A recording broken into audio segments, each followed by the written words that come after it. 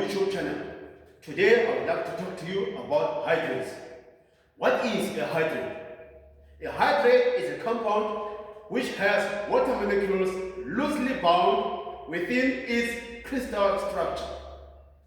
These trapped water molecules are known as water of crystallization or water of hydration. Today I would like us to work specifically with a hydrate known as copper sulfate. In the test tube I have placed half a spatula of copper sulfate. As you can see, it has a blue color. This blue color is there because of the water molecules that are trapped within the crystals of the copper sulfate. Now, I'm going to use this test tube holder to hold or to keep the test tube above the flame of the Bunsen burner. In other words, I'd like to heat this copper sulfate. Let's observe what happens.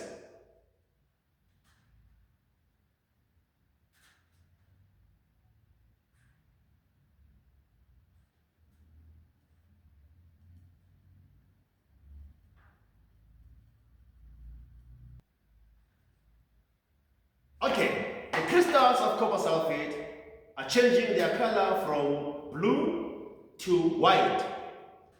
And on the inner side of the test tube, I can observe some water formation.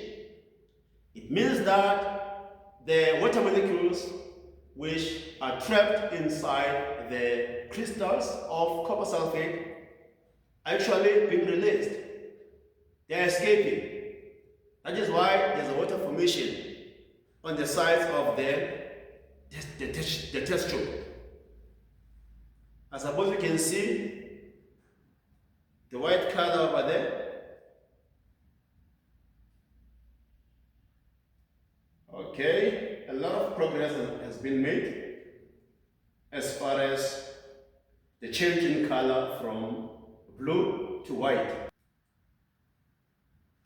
Okay, there you go. I suppose you can see everything clearly. Okay, while the copper sulfate still has water molecules in its crystals, we say the copper sulfate is hydrous. The term hydrous simply means with water, with water. But at this point in time, you can see that the blue color has changed to white. Meaning that now we have copper sulfate, which is said to be anhydrous. Anhydrous. Meaning that the copper sulfate is without water. The term anhydrous simply means without water. Okay, let me give the test tube a chance to cool down. Afterwards, we're going to place some drops of water in the test tube and observe to see what happens. Okay, I'm going to pause the video for a while. Afterwards, I will return and we will continue. Thank you. Okay, the test tube has been given time to cool. Now, I would like to place a few drops of water into the test tube and we need to observe and see what happens. I'm going to use the dropping pipette to draw some water from the other test tube.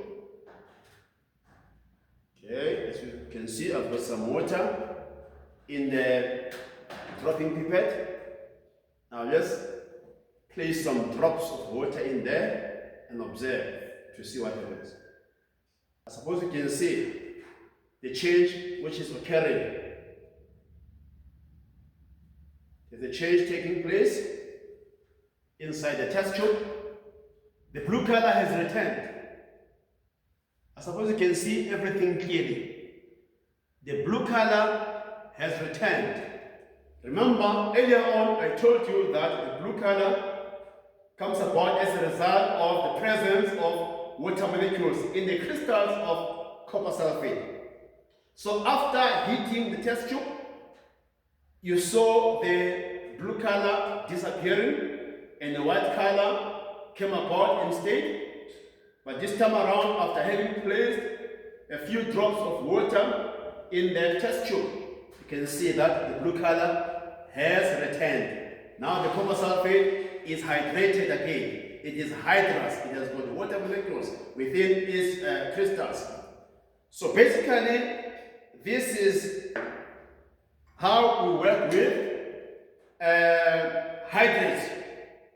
Remember, I said a hydrate is a compound which has got water molecules loosely bound within its crystal structure.